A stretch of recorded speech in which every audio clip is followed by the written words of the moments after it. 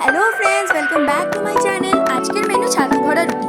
ছাতু ভরা রুটি বানানোর জন্য একটা বাটিতে ছাতু, কালো জিরে, পেঁয়াজ,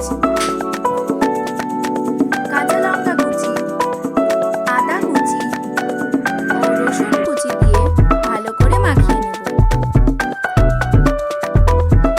তারপর তাতে স্বাদ মতো নুন আর লঙ্কার আচার দিয়ে ভালো করে মাখিয়ে নেব। ভালো করে মাখিয়ে নিলাম, আমাদের পুর তৈরি। ময়দা মেখে তার লেচি কেটে তার মধ্যে ছাতুর পুর দিয়ে ভরে নেব। ছাতু ভরা হয়ে গেলে রুটিটাকে ভালো করে বেলে নেব।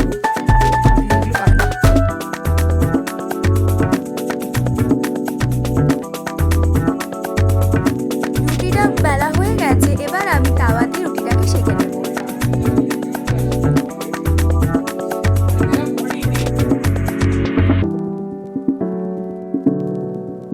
তার মধ্যে সামান্য একটুখানি তেল দিয়ে দু পিঠ উল্টে পাল্টে ভেজে নেব।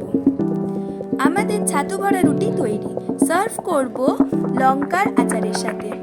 আপনারা চাইলে রুটিটা বাড়িতে বানিয়ে খেতে পারেন। এত চটজলদি এবং এত কম ইনগ্রিডিয়েন্টস দিয়ে বানানো এই ছাতু ভরা রুটি আপনারা অবশ্যই বাড়িতে ট্রাই করবেন।